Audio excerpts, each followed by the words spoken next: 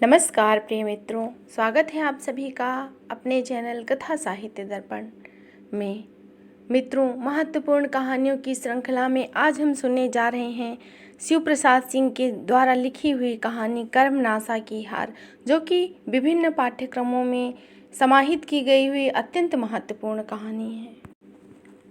हिंदी कहानी के सशक्त पुरोधा डॉक्टर शिव प्रसाद सिंह का जन्म 19 अगस्त 1928 को हुआ था तथा मृत्यु 28 दिसंबर 2008 में हुई थी। यह हिंदी के प्रसिद्ध साहित्यकार थे।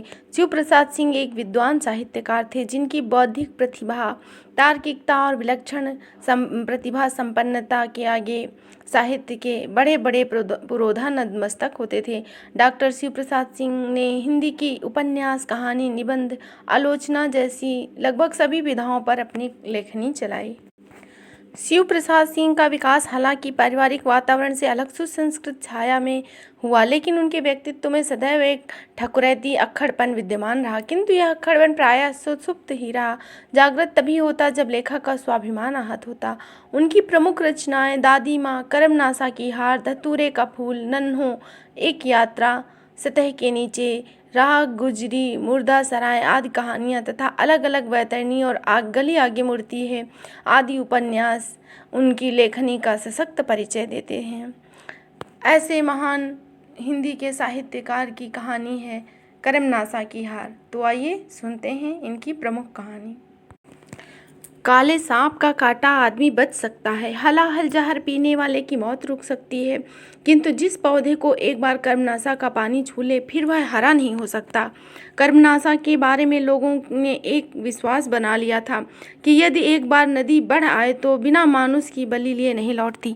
हालांकि ऊंचाई पर बसे हुए नए डीह वालों का खौफ इसमें कोई न था। इसी से वे बाढ़ के दिनों में गेरू की तरह फैले हुए अपार जल को देखकर खुशियां मनाते। 2-4 दिन यह बाढ़ उनके लिए तब्दीली बनकर आती। मुखिया जी के द्वार पर लोग बाग इकट्ठे होते। कजली, सावन, ताल की ढोल के उनकी लगती अपनी सी। गांव की दूध में तक ई बढ़िया नदी जिया के लेके माने का गीत गाती, क्योंकि बाढ़ उनके किसी आदमी का जिया नहीं लेती थी। किंतु पिछले साल अचानक नदी का पानी समुद्र के ज्वार की तरह उमड़ा, नई डीह से जा टकराया तो ढोल के बह चली। गीतों की कड़ियां मुरझाकर होठों पे पपड़ी की तरह छा गई। सोखा ने जान के बदले जान देकर पूजा की। 5 बकरों की दौरी भेंट हुई, किंतु नदी बढ़ी और हौसला कम न हुआ। एक अंधी लड़की, एक अपाहिज बुढ़िया बाढ़ की भेंट चढ़ गई। नई डीह वाले कर्मनाशा के इस उग्र रूप से कांप उठे। बूढ़ी औरतों ने कुछ सुराग मिलाया, पूजा पाठ कराकर लोगों ने पाप शांति की। एक बाढ़ बीती, बरस बीता, पिछले घाव सूखे भी न थे कि भादों नदी में फिर पानी उमड़ा। बादलों की छांव में सोया गांव भोर की किरण देखकर उठा तो सारा सिंचान रक्त की तरह लाल पानी से घिरा था। नया डीह के वातावरण में हौलदिली छा गई। गांव ऊंची अरार पर था, जिस पर नदी की धारा अनवरत टक्कर मार रही थी। बड़े बड़े पेड़ जड़ मूल से उखड़कर नदी के पेट में समा रहे थे।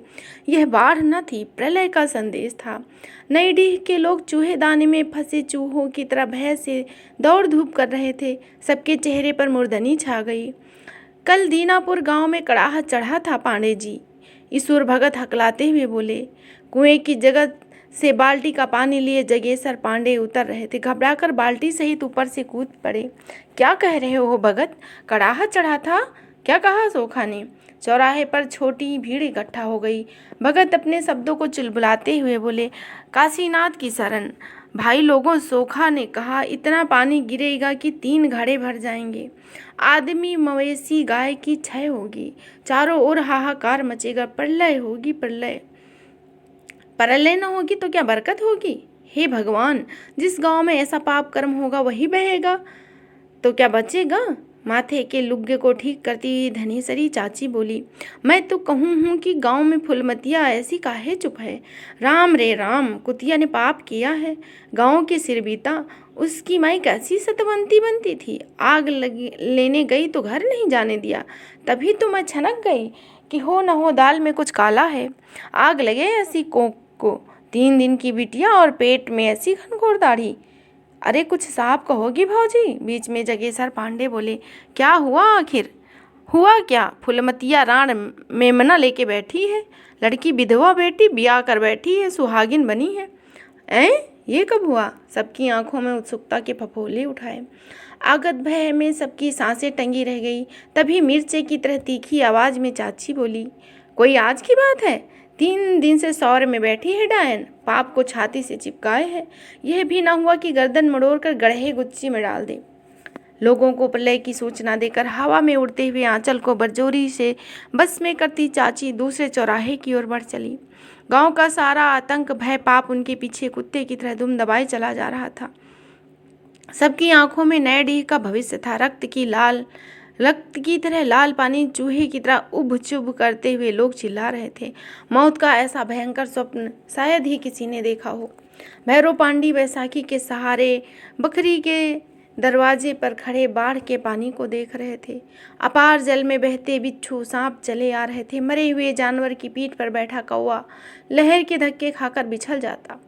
भीगे चूहे पानी से बाहर निकलते तो चील झपट्टा मार पड़ते। विचित्र दृश्य है। पांडे ना जाने क्या बुदबुदाए। फिर मिट्टी की बनी पुरानी बकरी की ओर देखा। पांडे के दादा देश देहात के नामी गिरामी पंडित थे। उनका ऐसा इकबाल था कि कोई कभी किसी को सताने की हिम्मत नहीं कर सकता था। उनकी बनवाई है या बकरी, भाग की लेक को कौन टारे। 2 पुस्तों के अंदर ही सब कुछ खो गया। मुट्ठी में बंद जुगनू हाथ से बाहर निकल गया। किसी ने भी नहीं जाना आज के 16 साल पहले माँ बाप एक नन्हा लड़का हाथ में सौंप कर चले गए। पैरों से पंग भैरू पांडे अपने 2 बरस के छोटे भाई को कंधे से चिपकाए असहाय निरवलंब खड़े रह गए। धन के नाम पर बाप का कर्ज मिला, काम धाम के नाम पर दुधमुहे भाई की देख रेख। बकरी लिए जिसे पिछली बार के धक्कों ने एकदम जर्जर कर दिया था, यही उनको रहने को मिला। अब ये भी ना बचेगी। पांडे के मुंह से भविष्यत्व फूटा, जिसकी भयंकरता पर उन्हें जरा भी ख्याल करना जरूरी नहीं था। दरारों से भरी दीवारें उनके खुरदुरे हाथों के स्पर्श से पिघल गईं। वर्षा का पानी पसीज कर हाथों में आंसू की तरह चिपक गया। सब कुछ गया। वे बुदबुदाए। कर्मनाशा की बाढ़ उनकी उस जर्जर बकरी को हड़पने नहीं, उनके पितामह की उस अमूल्य प्रतिष्ठा को हड़पने आई है, जिसे अपनी इस विपन्न अवस्था में भी पांडे ने धरती में नहीं रखा। दुलार से पली वह प्रतिष्ठा सदा उनके कंधे पर पड़ी रही। मैं जानता था कि यह छोकरा एक दिन खानदान का नाश करेगा। पांडे की आंखों में उनके छोटे भाई की तस्वीर नाच उठी। 18 वर्ष का छरहरा पानीदार कुलदीप, जिसकी आंखों में भैरों को माँ की छाया तैरती नजर आती। उसके काले काकुल को देख मुखिया जी कहते, इस पर भैरव पांडे के दादा की ल्योछार पड़ी है। पांडे हो होकर हंस पड़ते। जा रे कुलदीप, बरामदे में बैठ कर पढ़। भैरव पांडे मन में बुदबुदाते, तेरे आंख में 100 कुंड चालू, हरामी कहीं का लड़के पर नजर गड़ाता है। कुछ भी हुआ तो इसे भगवान कसम तेरा गला घोंट दूंगा। बड़ा आया मुखिया जी। फिर जरा बढ़ कर बोलते, क्या लौछार पड़ेगी मुखिया जी, दादा के पास तो 5 पछाही गाय थी, एक से एक 2 थन दुह लो तो 5 सेर बाल्टी भर जाती थी। यहाँ तो इस लौंडे को दूध पचता ही नहीं। फिर साल बरस महीने हमेशा मिलता ही कहाँ है हम गरीबों को। अब पुराने ज़माने की बात कहाँ रही पांडे जी, मुखिया कहता है और अपने संकेतों से शब्दों में मिर्च की तरह तिताई भरकर चला जाता है। काले काले काकुलों वाला नौजवान कुलदीप उसे फूटी आंख नहीं सुहाता था, परंतु भैरव पांडे के डर से वह कुछ नहीं कह पाता। यह सब कुछ मर मर कर किया था इसी दिन के लिए। भैरव पांडे यही सोच रहे थे। पांडे की आंखों में प्यास छा गई। लड़के ने उन्हें किसी और का नहीं रखा। आज यह आफत मची है। आज पता नहीं कहाँ भाग कर छिप गया है। राम जाने कैसा हो। सूखी आंखों से 2 बूंदें बरबस गिर पड़ी। अपने से तो कौर भी नहीं उठा पाता था। भूखा बैठा होगा कहीं। बैठे मरे, हमें क्या। पांडे ने बैसाखी उठाई, बगल की चारपाई तक गए और धम्म से बैठ गए। दोनों हाथों में मुंह छिपा लिया और चुपचाप लेटे रहे। पूर्वी आकाश पर सूरज 2 लट्ठे ऊपर चढ़ाया। काले काले बादलों की धूप दौड़ जारी थी। कभी कभी हल्की हवा के बूंदों के साथ बरसात बिखर जाती। दूर किनारे पर बाढ़ के पानी की टकराहट हवा में गूंज उठी। भैरव पांडे उसी तरह चारपाई पर लेटे आंगन की ओर देख रहे थे। बीचों बीच आंगन में तुलसी का चौरा था, जो बरसात के पानी से कटकर खुरदरा हो गया था। पुराने पौधे के नीचे कई मासूम मरकती पत्तियों वाले छोटे छोटे पौधे लहलहाने लगे। वर्षा की बूंदें पुराने पौधे पर सख्त पत्तियों पर टकरा कर बिखर जाती। टूटी हुई बूंदों की फुहार धीरे धीरे मासूम पौधों पर फिसल जाती। कितने आनंद मग्न थे मासूम पौधे। पांडे की आंखों के सामने कार्तिक की वह शाम नाच उठी जब 2 बरस पहले शाम को वे बरामदे में लेटे थे। फुलमत आई अपनी बाल्टी मांगने। सुबह भैरव पांडे ले आए थे किसी काम से। कुलदीप, जरा भीतर से बाल्टी देना, कहा था पांडे ने। सफ़ेद साड़ी में लिपटी गुड़िया सी फुलमत आंगन में इस चौरे के पास आकर खड़ी हो गई और बाल्टी उठाने के लिए जब कुलदीप झुका तो फुलमत भी अपने दोनों हाथों से आंचल का खूंट पकड़कर तुलसी जी की वंदना करने के लिए झुकी। कुलदीप के झटके से उठने पर वह उसकी पीठ से टकरा गई थी। अचानक तब ना जाने क्यों दोनों मुस्कुरा उठे। भैरव पांडे क्रोध से तिलमिला गए। वे गुस्से के मारे चारपाई से उठ बैठे। देखा तो कुलदीप बाल्टी लिए खड़ा था और फुलमत तुलसी के चौरे पर सिर रखे प्रार्थना कर रही थी। ना जाने क्यों पांडे की आंखें भर आई। बरसात के दिनों के बाद इस खुरदुरे चौरे को उनकी माँ पीली मिट्टी के लेपन से लेप और संवार देती थी। शाम को सूखे हुए चबूतरे पर घी का दीपक जलाकर माथा टेक कर वे लड़कों के मंगल के लिए विनय करती थी। पांडे के सामने खड़ा कुलदीप हड़बड़ाया और फुलमत बाल्टी लेकर चुपचाप चली गई। पांडे के चेहरे पर एक विचित्र भाव था जिसे संभाल सकने की ताकत उनके मन में न थी। बहुत दिनों तक पांडे के चेहरे पर अवसाद का भाव बना रहा। कुलदीप मारे डर के उनकी ओर नहीं देखता। न तो पहले जैसी जिद करने की हिम्मत, न हंसी कलरव से घर के कोने कोने को गुंजाने का साहस। पांडे ने अपने दिल को समझाया। इसे लड़कों का क्षणिक खिलवाड़ समझा। पांडे के रुख से फुलमत भी सशंक हो उठी थी। वह इधर कम आती। कुलदीप के उठने बैठने पढ़ने लिखने पर पांडे की कड़ी नजर रहती। वह किताब खोलकर बैठता तो दिए के टेम में श्वेत वस्त्रों में लिपटी फुलमत खड़ी हो जाती। पुस्तक के पन्ने खुले रह जाते। वह एकटक दिए की लौ की ओर देखता रह जाता। पांडे को उसकी यह दशा देख बड़ा क्रोध आता, पर कहते कुछ नहीं। कुलदीप, एक बार टोक भी दिया, क्या देखते रहते हो इस तरह, तबीयत तो ठीक है ना? जी, इतना कहकर कुलदीप ने फिर पढ़ने की कोशिश की। दिए की टेम कुलदीप के चेहरे पर पड़ रही थी, जिसे पीछे घने अंधकार में लेटे पांडे क्रोध, मोह और न जाने कितने प्रकार के भावों में झूल रहे थे। उन्हें फुलमत पर बेहद गुस्सा आता। टीमल मल्लाह की यह विधवा मेरा घर चौपट करने पर क्यों तुली है? बाप मरा, पति मरा, अब यह न जाने क्या करेगी। समय बीतता गया। कुलदीप भी खुश नजर आता, हंसता खेलता। पांडे की चिंता से भारी पत्थर खिसक गया। एक बार फिर उनके चेहरे पर हंसी की आभा लौटने लगी। रुई सूत का काम फिर शुरू हुआ। गांव के 2-4 उठल्ले निठल्ले आकर बैठ जाते। गप सप में समय बीत जाता। सुरती मलकर ताल ठोकने और पिच से थूककर किसी को गाली देने या निंदा करने में ये सब बड़े ही मस्त थे रहे। उनको तो मन चक्कर खाती तकलियों पर हाथ घूमता रहता। उधर पांडे उसी चारपाई पर लेटे थे। अंतर इतना था कि दिन थोड़ा और ऊपर चढ़ाया था। लहरें टकरा रही थी, थोड़ी और तेज हो रही थी। रक्त की तरह खौलता हुआ लाल पानी गांव को थोड़ा और निकट से धक्के मार रहा था। उनकी नसें किसी तीव्र व्यथा से जल रही थी। पांडे के वंश में कभी ऐसा नहीं हुआ। वे फुसफुसाए। बगल को दीवार में ताक पर रखे रामायण का गुटका उठाया। एक जगह लाल निशान लगा था। पिछले दिनों कुलदीप रात में रामायण पढ़ा करता था। जब से वह गया है आज तक गुटका नहीं खुला। पांडे के हाथ कांप उठे। गुटखा उठाकर उन्होंने छाती पर रखा। खोल कर देखा तो वही लाल निशान। कह सीता विधिभा प्रतिकूला, मिलय न पावक मिटई न सूला, सुनहु विनय मम विटप अशोका, सत्य नाम करु हरु मम शोका। पांडे की आंखें भरभराई। झरझर आंसू बहने लगे। हिचकी लेकर वे टूट पड़े। यह चुड़ैल मेरा घर खा गई। शब्द फूटे किंतु भीतर घुमड़ कर रह गए। गाली देने से क्या होगा? बात प्यार मोहब्बत तक रहती तो भी कुछ ठीक था। आज उसे बच्चा हुआ है। कहीं कह दे कि लड़का कुलदीप का है तो कहीं का नहीं रहेगा वह। पांडे बड़बड़ाए। उन्होंने अपने बालों को मुट्ठियों से कसकर खींचा और इनकी जड़ों में पीड़ा जम गई थी। खींचने से शायद थोड़ा राहत मिले। वे उठना चाहते थे किंतु उठ ना सके। आंखों के सामने चिंगारियां फूटने लगी। उन्हें आज मालूम हुआ कि वे इतने कमज़ोर हो गए हैं। कुलदीप के जाने के बाद से उनका जीवन अव्यवस्था की एक कहानी बन गया है। 4-5 महीने से कुलदीप भागा है। 4-5 महीने से कुलदीप भागा है। कई दिनों तक वे जरूर बहुत बेचैन थे किंतु समय ने दुख को भुलाने में मदद की। आज फिर कुलदीप उनकी आंखों के सामने आकर खड़ा हो गया। एक एक कर बीती घटनाएं आंखों के सामने नाचने लगी। फागुन का आरंभ था। मुखिया जी की लड़के की शादी थी। गांव भर में खुशियां छाई थी। सबके जैसे घरों में शादी होते हैं तो सभी लोग बनने संवरने की होड़ में लगे थे।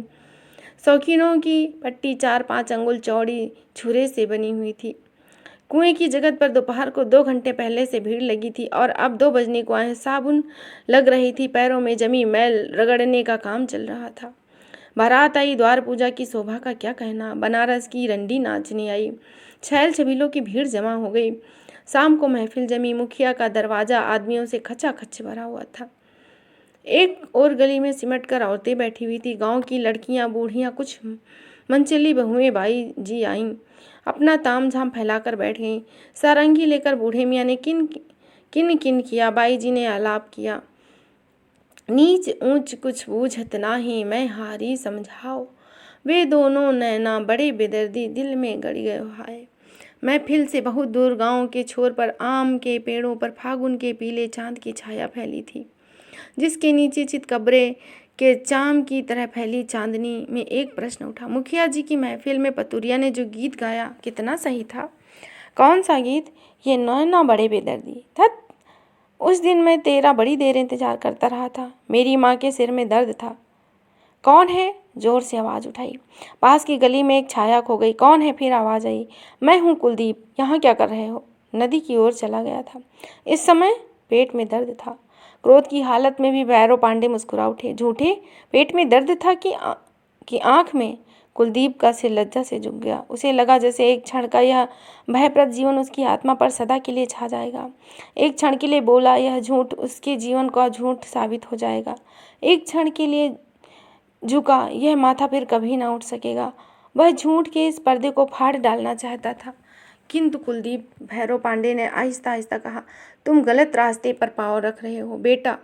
तुमने कभी अपने बाप दादाओं की इज्जत के बारे में सोचा है? बड़ी पुण्य के बाद इस घर में जन्म मिला है भाई, कभी इसे मत भूलना। अच्छे घर में जन्म लेने से कोई बहुत अच्छा नहीं हो जाता, किंतु इसे अवसर को गलत कहकर नीचे गिरने से बड़ा कोई पाप नहीं है। कुलदीप को लगा कि जैसे कोई कांटे वाली मछली उसके गले में फंस गई है। गर्दन को चीरती हुई यदि वह निकल जाए तो भी गनीमत, किंतु यह असह्य पीड़ा नहीं सही जाती। ना जाने क्यों वह हिचकियों से फूट फूट कर रो उठा। भाई के मन की पीड़ा की कल्पना भी उसके लिए कष्टकर थी, किंतु उसकी आत्मा अपने संपूर्ण भाव से जिस वस्तु को वरेण्य समझती थी उसे वह एकदम ही व्यर्थ कैसे कह दे। जिस छाया में ना जाने क्यों उससे एक अनजाने आनंद का अनुभव होता था, उससे कालिख कह सकना उसके बस की बात नहीं थी और इस कष्ट के भार से उसकी आंखें संभाल न सकी। भैरव पांडे भी भाई से लिपट गए, उसकी पीठ सहला रहे थे और उसे बार बार चुप हो जाने के लिए कह रहे थे। यदि कोई देख ले तो उनके मन में आया और वो कुलदीप को जल्दी जल्दी खींचते हुए ले गए। पांडे ने सोचा था कुलदीप अब ठीक रास्ते पर आ जाएगा, उनके वंश की मर्यादा अपमान के तराजू पर चढ़ने से बच जाएगी। भूखों रहकर भी पांडे ने इज्जत के जिस बिरवे को खून से सींचा है वह तरोताजा रहेगा, उस पर किसी के व्यंग कुठार नहीं चलेंगे। किंतु 1 महीना भी नहीं बीता कि कुलदीप फिर उसी रास्ते पर चल पड़ा। छोटे भाई के इस कार्य को छिपकर देखने की पाप आग्नि में भैरव पांडे अपनी आत्मा को जलते हुए देखते, किंतु वे विवश थे। चैत के दिनों में गर्मी से जली तपी कर्पनाशा के किनारे किनारे सिमट गई। नदी के पेट में दूर तक फैले हुए लाल बालू का मैदान, चांदनी में सीपियों के चमकते हुए टुकड़े, सामने ऊंचे अरार पर घना पलास का पेड़, बीच में घुघू, चारों ओर जल विहार करने वाले पक्षियों का स्वर, कगार से नदी तक बने हुए छोटे छोटे पैरों के निशान और 2 पंक्तियां, सिर्फ 2। तुम मुझे मझधार में लाकर छोड़ तो नहीं दोगे? घुटन और शंका में खोए हुए धीमे से स्वर, श्यामा को चीरती हुई दर्द भरी आवाज़, एक चुप्पी, फिर हकलाती आवाज़, मैं अपने प्राण दे सकता हूँ परंतु तुमको नहीं छोड़ सकता। चांदनी की झीनी परतें सघन होती जा रही थी। सुनसान किनारे पर भटकती हवा सनसनाहट में आवाज़ों का अर्थ खो जाता। भैरव पांडे एक बार चांदनी के इस पवित्र आलोक में अपनी क्रूरता और निर्ममता पर विचार करने के लिए रुके। तो क्या आज तक उनका सारा प्रयत्न निष्फल था? क्या वे असाध्य को संभव बनाने का ही प्रयत्न कर रहे थे? एक क्षण के लिए भैरव पांडे ने सोचा, काश फुलमत अपनी ही जात की होती, कितना अच्छा होता या विधवा न होती। तुलसी चौरे की वंदना पांडे के मस्तिष्क में चंदन की सुगंध की तरह छा गई। उनका रूप, चाल चलन, संकोच, सब कुछ किसी को शोभा देने लायक था। कैसे वह आंचल फैलाकर आशीर्वाद मांग रही थी। भैरव पांडे विजित खड़े थे, दिग्विमूढ़। यह असंभव है। पांडे ने बैसाखी संभाली और नीचे की ओर लपके। कुलदीप, बड़ी कर्कश आवाज थी पांडे की। दोनों सिर झुकाए सामने खड़े थे। आज पहली बार पाप की साक्षी में दोनों संवेद दिखाई पड़े। मैं पूछता हूँ ये सब क्या है? पांडे चिल्लाए। तुम इतने निर्लज हो गए हो? पांडे बढ़कर सामने आए। फुलमत की ओर मुंह फेर कर बोले, तू इसकी जिंदगी क्यों बिगाड़ना चाहती है? क्या तू नहीं जानती कि तू जो चाहती है वह स्वप्न में भी नहीं हो सकता? फुलमत चुप थी। पांडे दूने क्रोध से बोले, चुप क्यों है चुड़ैल? बोलती क्यों नहीं? मैं क्यों इनकी जिंदगी बिगाड़ूंगी दादा? वह सहसा एकदम निचुड़ गई। मैंने तो इन्हें कई बार मना किया है। कुलदीप, पांडे दहाड़े, सीधे रास्ते पर आ जाओ, अच्छा होगा। तुमने भैरव का प्यार देखा है, क्रोध नहीं। जिन हाथों से मैंने पाल पोस कर बड़ा किया है उसी से तुम्हारा गला घोंटते मुझे देर न लगेगी। दादा, कुलदीप हकलाया, हम दोनों पापी, नीच। भैरव पांडे के हाथों की 5 उंगलियां कुलदीप के चेहरे पर उभर आई। मैं सोचता था कि तू ठीक हो जाएगा। पांडे क्रोध से कांप रहे थे। लेकिन तू नहीं, तू मेरी हत्या करने पर तुला है। वे फुलमत की ओर घूमकर चिल्लाए, क्या खड़ी है डायन? भाग, नहीं तो तेरा भी गला घोंटकर इसी पानी में फेंक दूंगा। अंधड़ को पीते हुए त्रसित सांप का स्वर, यह सब मैंने किया था। पांडे चारपाई पर घायल सांप की तरह फड़फड़ाते हुए बुदबुदा रहे थे। छाती से सरक कर रामायण का गुटका जमीन पर गिर गया और उसे उठाने का उनको जरा सा भी ध्यान न रहा। कुलदीप मारे डर के घर छोड़कर भाग गया। पांडे उसे बहुत ढूंढे। थक कर हार कर पांडे वापस आ गए। बाप दादों की इज्जत का प्रतीक इतनी विशाल बखरी जिसे दीवार मुंह दबाए शांत पुजारी के तप की तरह अड़िग खड़ी थी, किंतु कितनी सुनसान, डरावनी, निष्प्राण, पिंजर की तरह लगती थी। यह बखरी चौखट पर पैर रखते पांडे की आत्मा कराह उठी। चला गया। बैसाखी रखकर पांडे आंगन के कोने में बैठ गए। वह अब नहीं लौटेगा। रात उन्हें बड़ी देर तक नींद नहीं आई। कुलदीप के बचपन से लेकर आज तक की बातें उनके सब सपने में आने लगी। छुटपन से लेकर खिलाया पिलाया पाला पोसा और यह दगा देकर चला गया। भोर होने में देर थी। नींदी आंखों में करुणा रही थी, किंतु मन की जलन के आगे उस दर्द का मोल नहीं। पांडे उठकर टहलने लगे। सामने की बसवार के भीतर से पूर्वी छिति पर ललछौहा उजास फूटने लगा। गली के मोड़ के कच्चे मकान के भीतर से जात की घर घर गूंज रही थी। एक घुमड़ता गरगराहट का स्वर जिसके पीछे जात वाली के कंठ की व्यथा एक सुरीली तान टूट टूट कर कौंध रही थी। मोहे जोगिनी बना के कहाँ गई ले रे जोगिया। एक क्षण पांडे अवाक होकर इस दर्दीले गीत को सुनते रहे। थके हुए स्वर में पांडे की आत्मा ने जैसे समान वेदना को पहचान कर कहा, अब रोने चली है चुड़ैल? पांडे पागल की तरह बड़बड़ाते रहे, रो रो कर मर, मैं क्या करूं? बाढ़ के लाल पानी में सूरज डूब रहा था। पांडे बैसाखी के सहारे आकर दरवाजे पर खड़े हुए। नदी की ओर आदमियों की भीड़ खड़ी थी। वे धीरे धीरे उधर ही बढ़े। सामने 3-4 लड़के अरहर की खूंटियां गाड़कर पानी के बढ़ाव को नाप रहे थे। क्या कर रहा है छबीला? पांडे बलात् चेहरे पर मुस्कुराहट का भाव लाकर बोले, देखता नहीं है लंगड़े, बाढ़ रोक रहे हैं। पांडे मुस्कुराए, जैसा बाप वैसा बेटा। तेरा बाप भी खूंटिया गाड़ कर कर्मनाशा के पानी को रोकना चाहता है।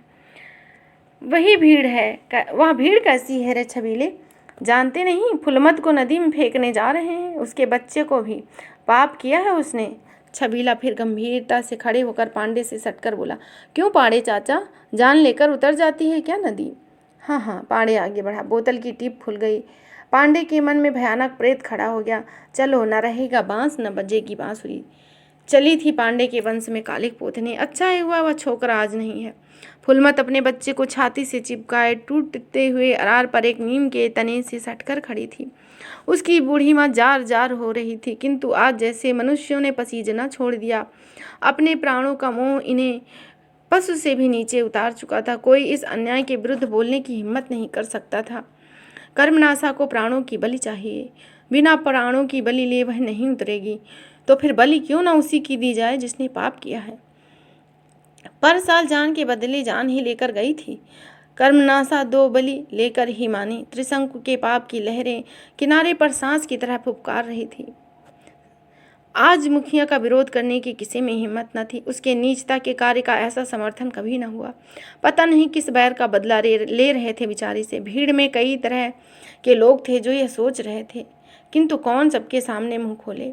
सब मुंह सिए खड़े थे। क्या राय है तुम्हारी भैरव पांडे? मुखिया बोला। सारे गांव ने फैसला कर दिया है, एक के पाप के लिए सारे गांव को मौत के मुंह में नहीं डाला जा सकता। जिसने पाप किया है दंड भी उसे ही मिलेगा। एक बीभत्स सन्नाटा। पांडे ने आकाश की ओर देखा, आगे बढ़े। फुलमत भय से चिल्ला उठी। पांडे ने बच्चे को उसकी गोद से छीन लिया। मेरी राय पूछते हो मुखिया? तो सुनो, कर्मनाशा की बाढ़ दुधमुहे बच्चे और एक अबला की बलि लेकर नहीं रुकेगी। उसके लिए तुम्हें पसीना बहाकर बांधों को ठीक कराना होगा। कुलदीप कायर हो सकता है, वह अपने बच्चे और बहू को छोड़कर भाग सकता है, मैं कायर नहीं हूँ। मेरे जीते जी बच्चे और उसकी माँ का कोई बाल भी बांका नहीं कर सकता, समझी? तो ये है बूढ़े पांडे जी की बहू। मुखिया व्यंग से बोले, पाप का फल तो भोगना ही होगा पांडे जी, समाज का दंड तो झेलना ही होगा। जरूर भोगना होगा मुखिया जी। मैं आपके समाज को कर्मनाशा से कम नहीं समझता हूँ, किंतु एक एक के पाप गिनाने लग जाऊंगा तो यहाँ खड़े सारे लोगों को परिवार सहित कर्मनाशा के पेट में जाना पड़ेगा। है जाने को तैयार सब लोग अवाक खड़े पांडे की ओर देख रहे थे, जो अपने कंधे से छोटे बच्चे को चिपकाए अपनी बैसाखी के सहारे खड़ा था। पत्थर की विशाल मूर्ति की तरह उन्नत प्रशस्त अटल कर्मनाशा के लाल पानी में सूरज डूब रहा था। जिन उद्यत लहरों की चपेट में बड़े बड़े विशाल पीपल के पेड़ धराशायी हो रहे थे, वे एक टूटे नीम के पेड़ से टकरा रही थी। सूखी जड़ें जैसे सख्त चट्टान की तरह अडिग थी। लहरें टूट टूट कर पछाड़ खाकर गिर रही थी, शिथिल सी, थकी सी, पराजित सी, पर नीम का पेड़ अडिग था। तो इस तरह आपने सुनी कर्मनाशा की हार नामक एक प्रसिद्ध कहानी है। आशा करती हूँ आपको यह अवश्य ही पसंद आएगी। तो फिर मिलेंगे इसी तरह एक नई कहानी और एक नए तथ्य के साथ। तब तक के लिए धन्यवाद। मित्रों, आप अपने सुझाव कमेंट के माध्यम से अवश्य ही प्रेषित करें। जय हिंद, जय हिंद।